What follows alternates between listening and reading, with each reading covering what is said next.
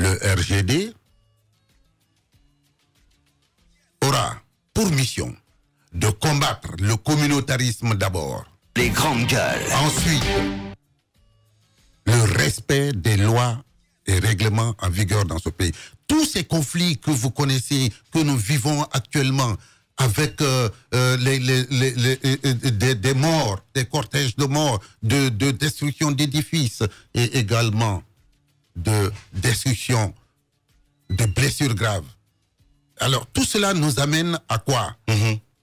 C'est parce que tout simplement, dans l'inobservation des lois et règlements, c'est parce que tout simplement, on ne cherche pas à voir exactement ce que l'Assemblée nationale a pu adopter comme loi dans ce pays et que nous avons tous acté au nom et pour le peuple de Guinée. Bien. Et on se lance dans des conciliabules, dans des compromissions c'est important d'être plus précis. Les grandes gueules.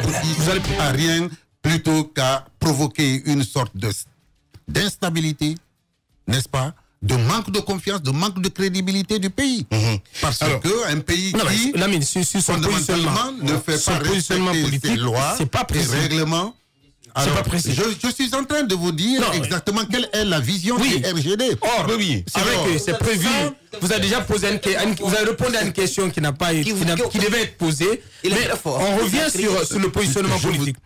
Aujourd'hui, il y a des sujets de débat comme la CENI, les élections à venir et tout ça, et le fichier électoral. Lorsqu'une question politique va se poser et c'est la question donc que la classe politique se mobilise.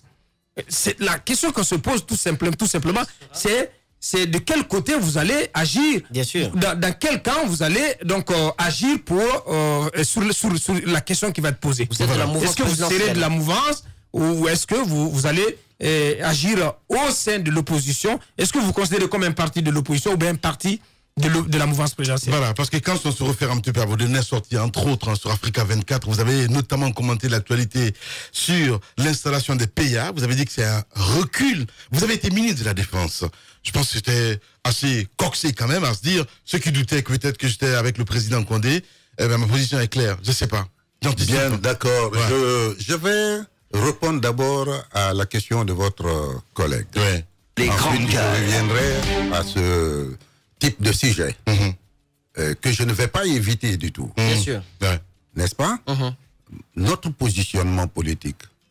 Le RGD se veut un parti social-démocrate qui, tout simplement, essayera de faire en sorte que les moyens... S'il vous plaît, idéologie, vous permettez... Positionnement politique. Vous voulez me mettre à gauche et à droite. C'est le terrain. C'est le terrain qui le dit.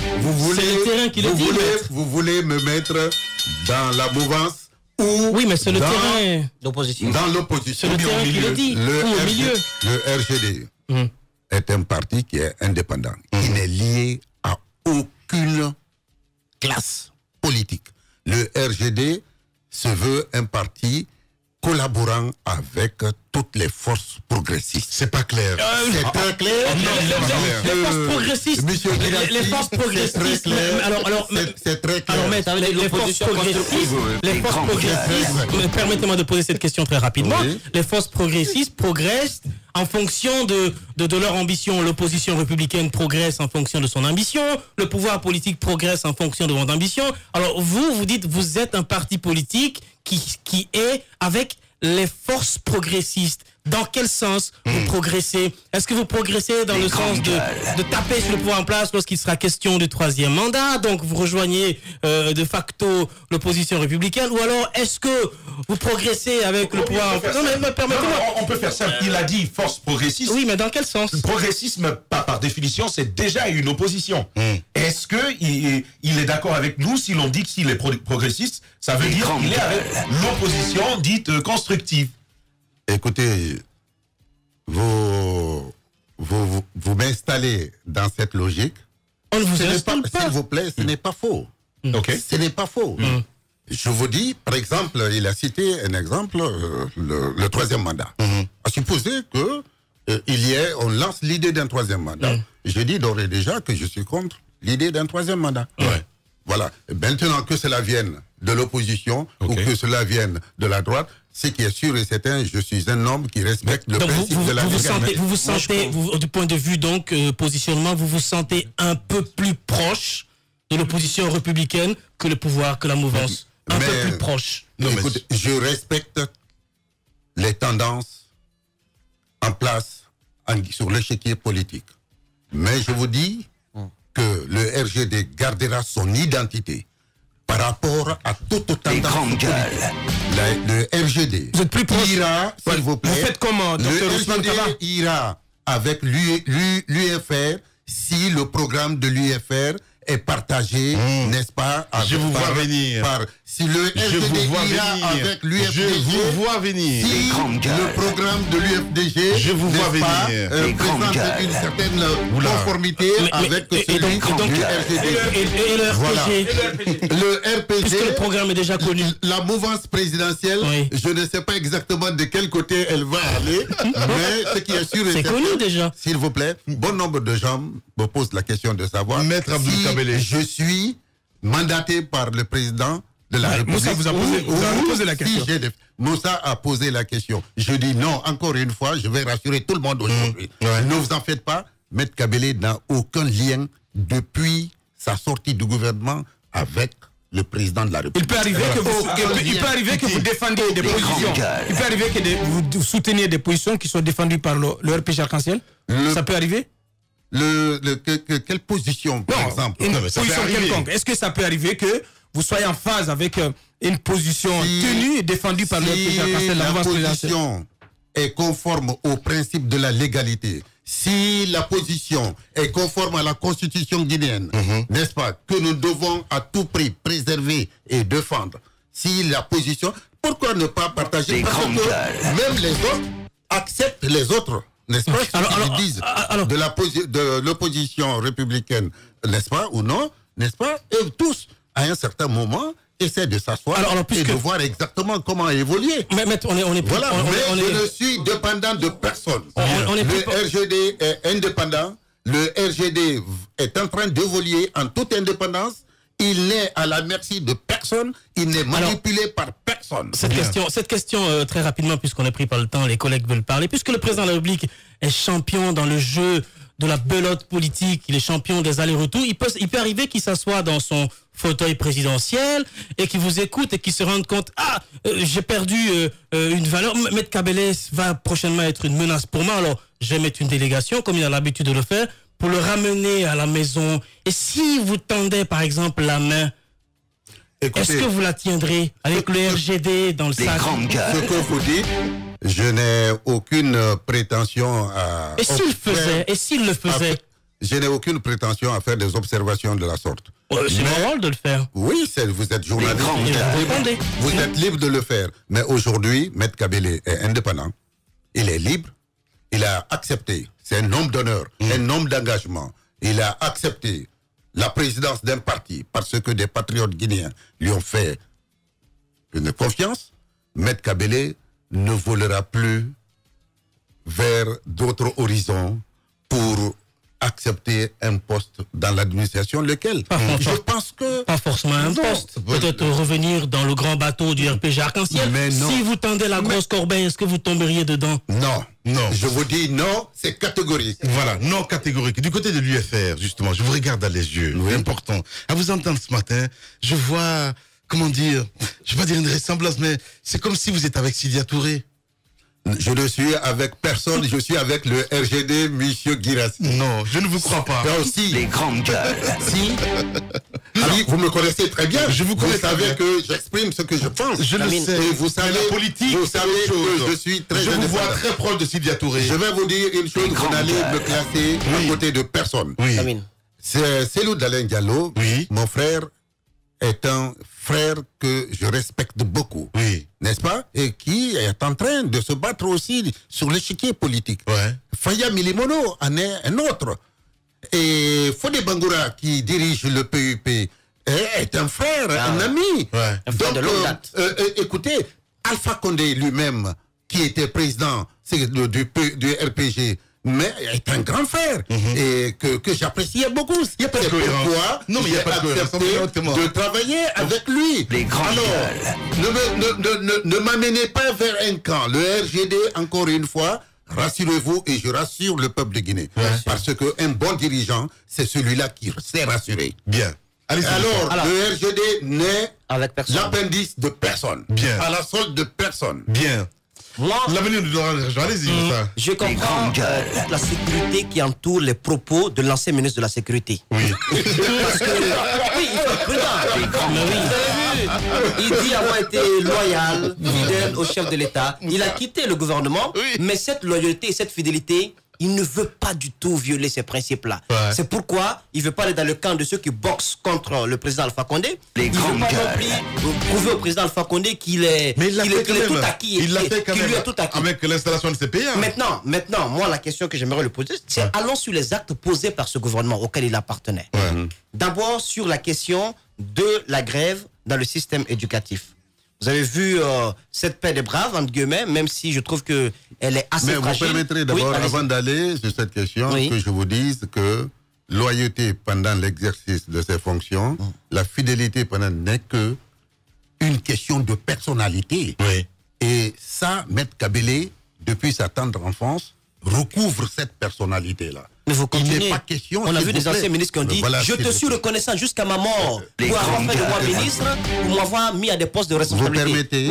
Vous permettez. Et ça, c'est une forme de loyauté à vie. Vous permettez. Maintenant que Maître Kabele est président d'un parti, il faut le regarder tant que tel. Maître Kabele discutera à égalité avec tout dirigeant du parti. Maître Kabele aura cette posture-là. Mais n'y dérogera pas. Le RGD est un parti comme tout autre. Donc vous êtes le président du RGD au même titre que le président Alpha Condé, que le président du RPG. Est-ce qu'il est président encore du RPG parce que... Vous ne le savez pas? Non, mais non, moi je ne le sais pas. Non. Légalement, non. Non, mais dans les pratiques, vous le savez. Vous le savez bien. Non, alors en fait, les actes de tout le gouvernement, c'est... Justement, c'est la même question que je reprécise. Oui. Alors, vous avez créé un parti politique. Je vous ai entendu tout à l'heure. Je n'ai pas créé. D'accord, vous êtes président d'un parti politique. La présidence vous êtes donc président d'un parti politique. J'ai entendu ce que vous aimeriez changer. Vous pensez que le problème de la Guinée, c'est la justice, l'application de la loi. Mais moi, j'ai une question simple. Qu'est-ce qui plaide dans votre passé au gouvernement?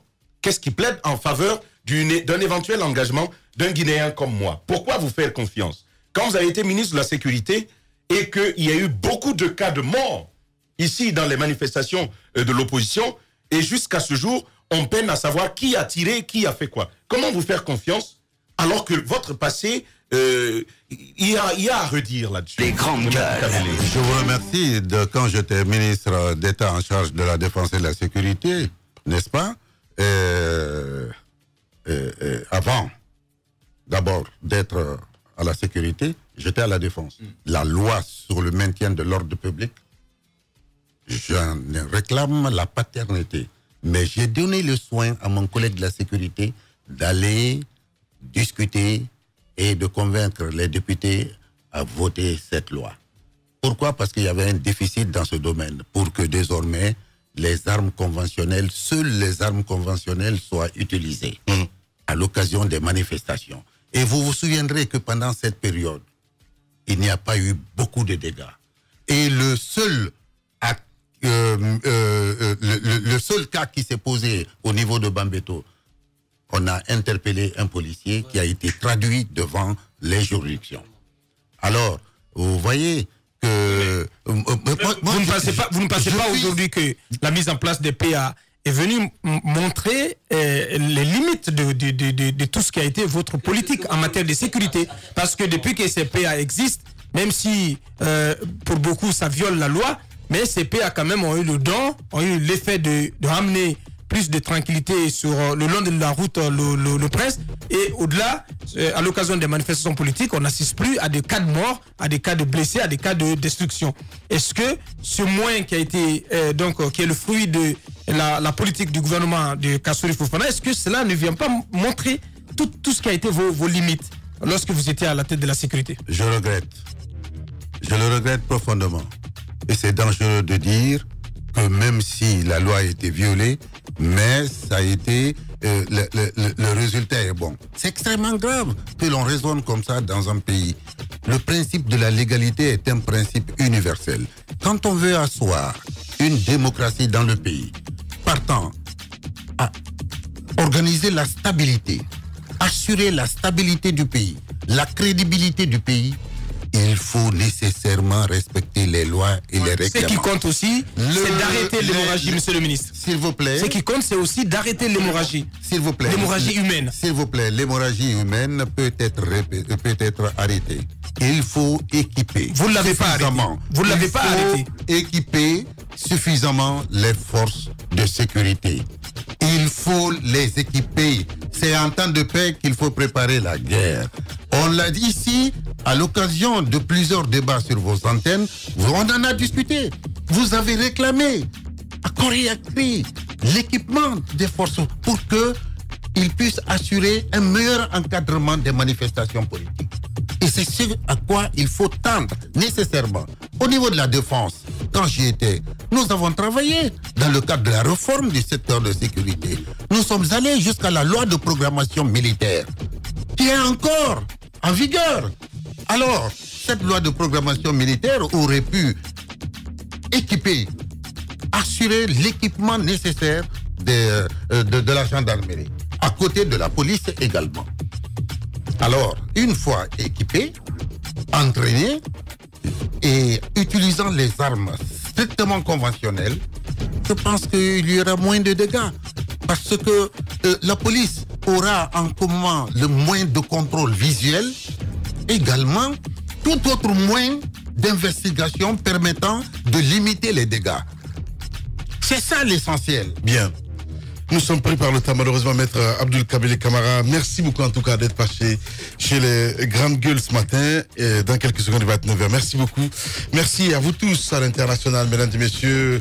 Merci à Mohamed Diaby à la réalisation, à Mahmoudou Kondé du côté de la télé. Demain, on se retrouve pour un autre numéro. Dans un instant, les programmes continuent sur vos différentes antennes.